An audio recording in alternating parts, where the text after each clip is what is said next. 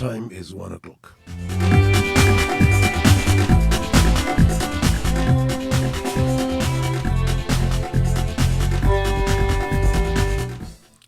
Good afternoon. This is News Around the World on Pensioners 106.7 FM, Agbarigo, Onireke, Ibadan. I am LAOLU, OLATUNBOSUN. First, the top stories. APC Chairman Adams Oshiomhole justifies Buhari's decision to quit in 2023.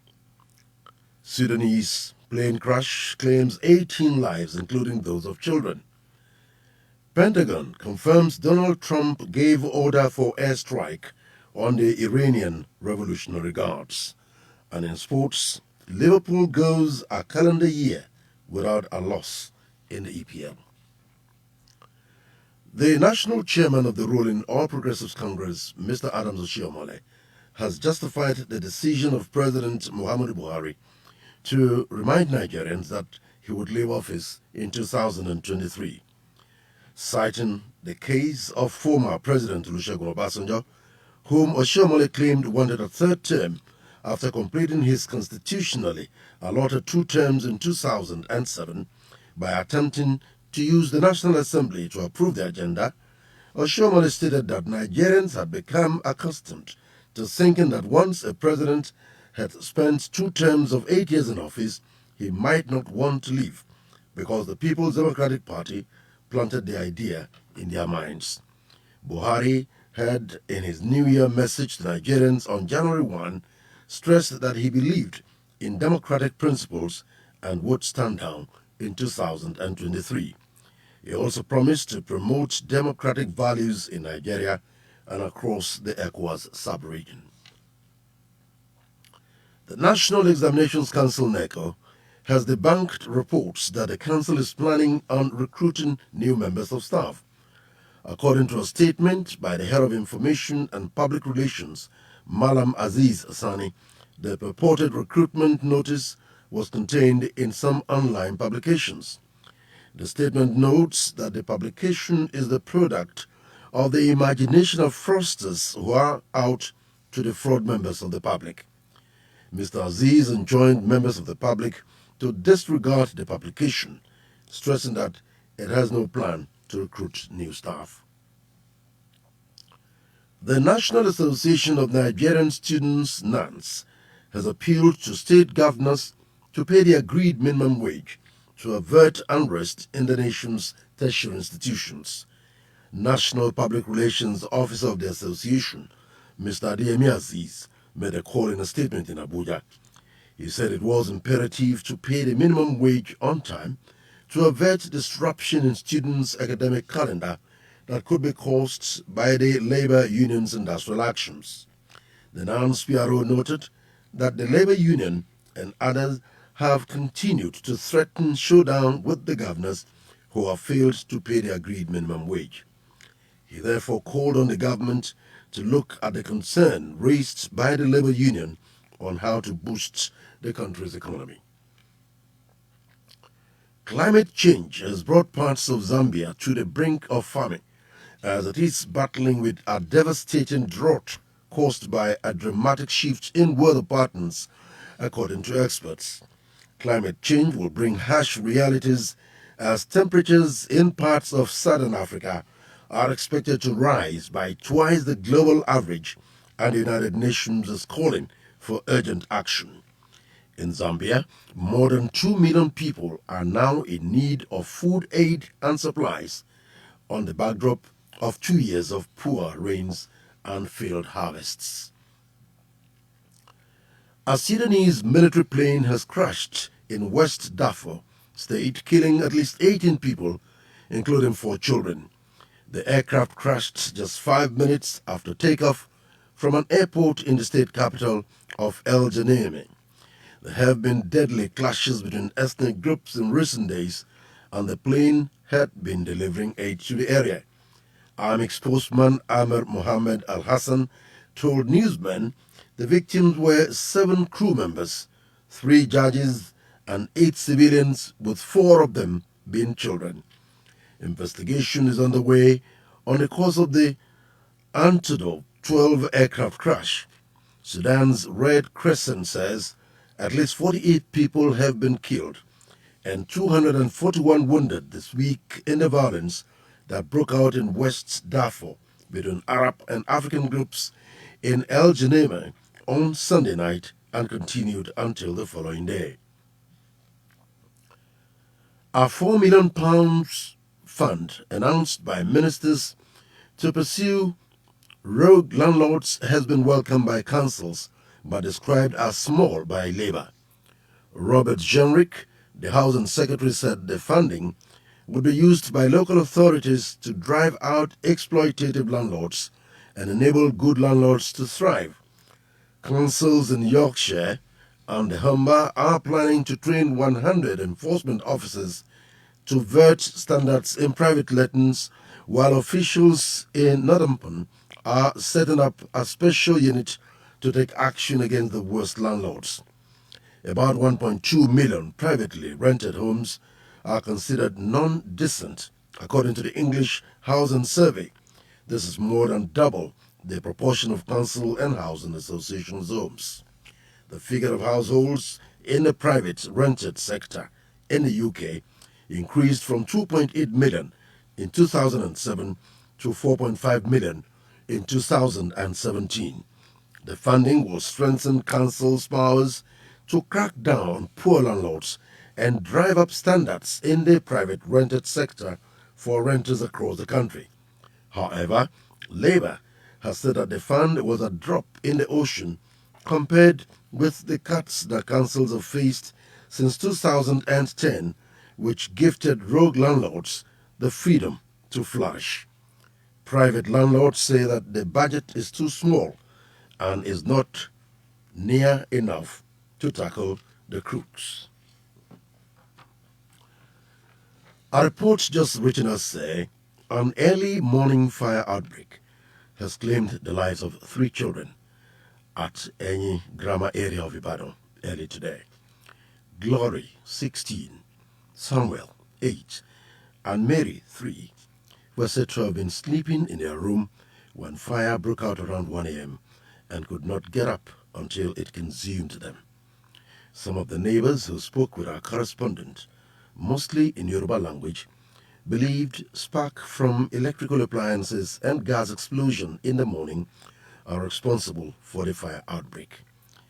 They also revealed that it was the vigilante men on duty in the area that raised an alarm, saying things have burnt beyond redemption before the arrival of the fire service.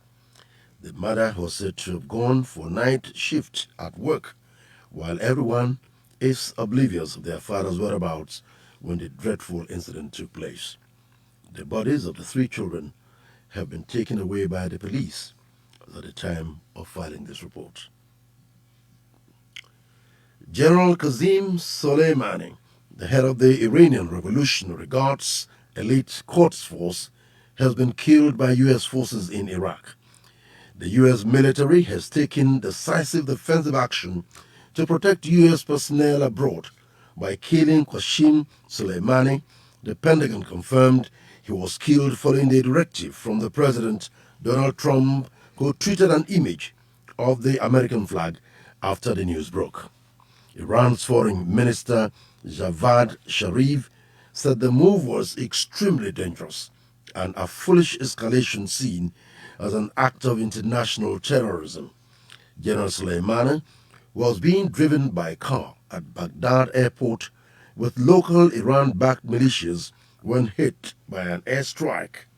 Iran's Revolutionary Guards said Iraqi militia leader Abu Mahdi al-Muhandis was among those killed. The drone strike comes days after protesters attacked the U.S. embassy in Baghdad, clashing with U.S. forces at the scene. The Pentagon said General Soleimani approved the attacks on the embassy. As head of Iran's powerful elite Quds force, Qasem Soleimani was seen as the mastermind behind Iran's vast ambition in the Middle East. His death marks a turning point in a major crisis between Iran and the United States and its allies. Escalation is expected and retaliation seems certain setting an already volatile region on an even more dangerous course. U.S. Secretary of State Mike Pompeo designated Iran's Revolutionary Guards and its Quds Force as a foreign terrorist organization in April 2019. The voluntary evacuation by the Australian Navy has saved around 1,000 tourists and residents trapped in the fire-ravaged town of Malakota on the Victoria coast. Throughout Friday, landing vessels took people to two ships. With many roads cut off, the military pulled out around 60 people by helicopter on Thursday, but the air has been too smoky for continuous air evacuations. Some 4,000 residents and tourists fled to the beach on Monday night when raging bushfires encircled the town.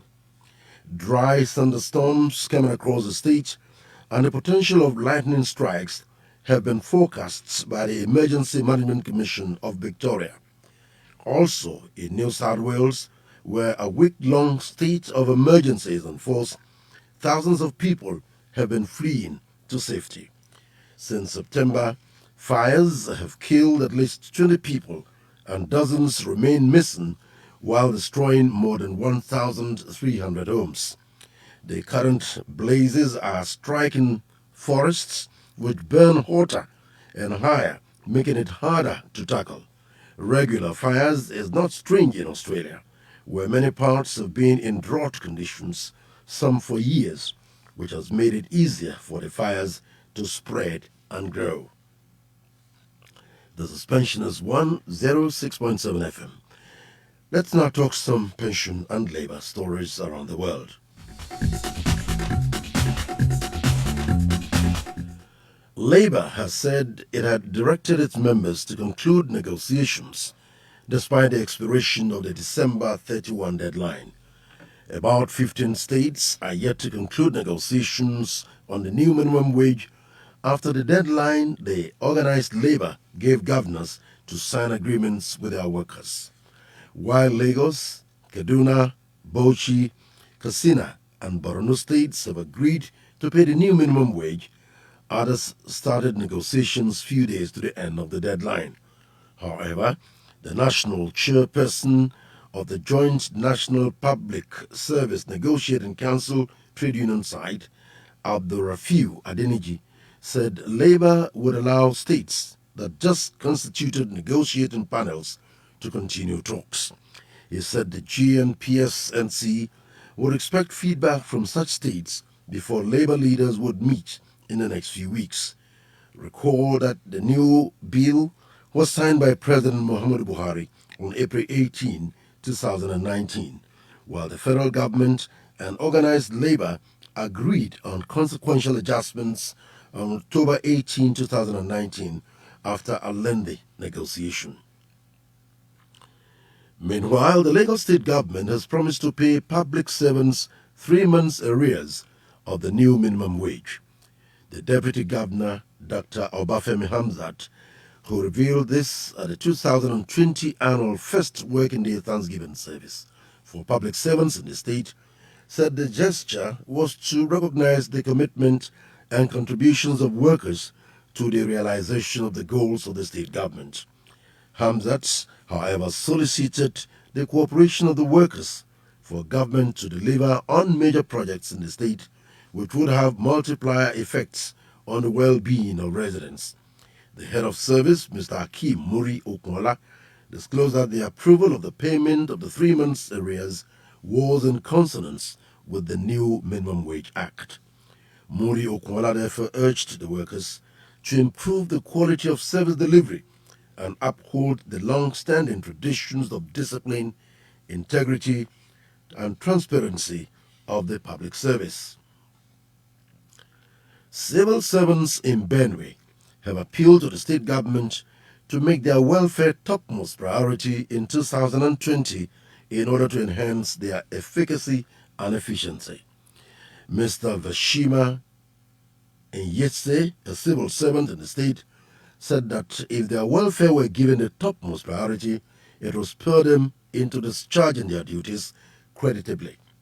He also said that it would be disheartening for any civil servant to work for 30 or 31 days in a month without salary or allowance, as such scenario usually dampens morale, making workers very reluctant to give their all. Others urged the government to be paying salaries as and when due and intensify efforts to clear the backlog of salaries owed workers. You're still on to news around the world on Pensioners 106.7 FM. We'll be back with sports news.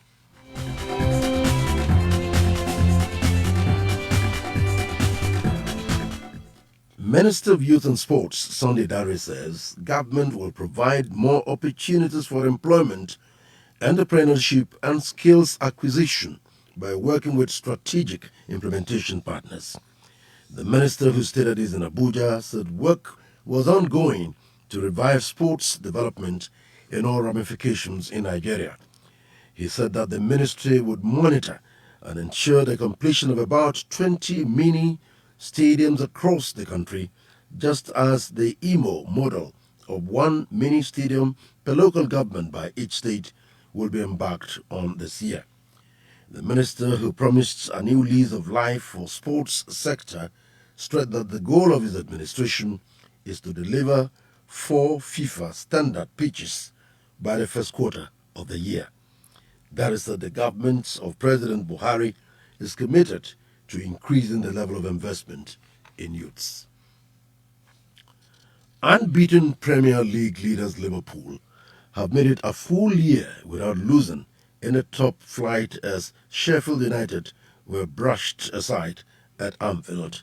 The Reds took on early lead following a George Baldock's slip, allowing Andy Robertson to set up Mohamed Salah for a simple close-range finish in just the 4th minute, after which Sadio Mane sealed the game, finishing at the second attempt after being played in by Salah.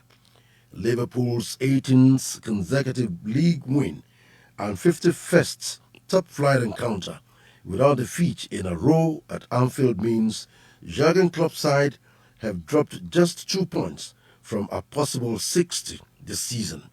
Having achieved an invincible calendar year, Liverpool have a long way to go to match the Invincibles season achieved by Arsenal in 2003-2004.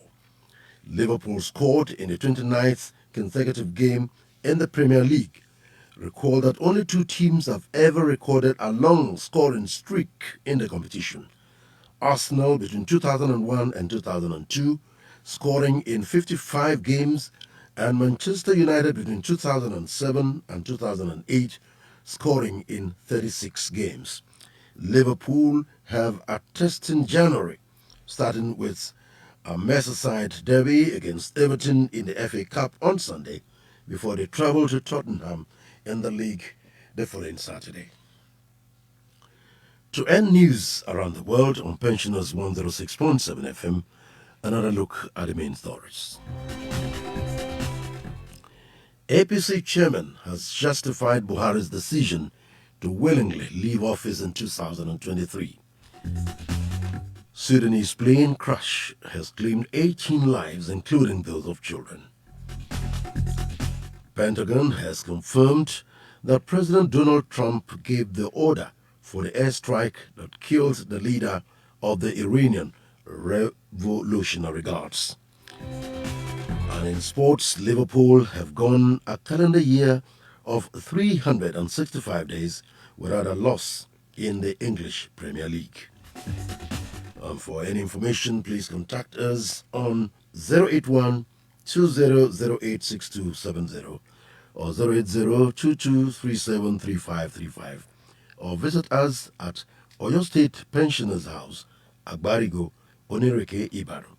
The news editor is Babafemi Obidei, assisted by Abiola Ayodele. On behalf of the entire production crew, I am LAOLU. OLATUNBOSUN. Thanks for listening. Good afternoon.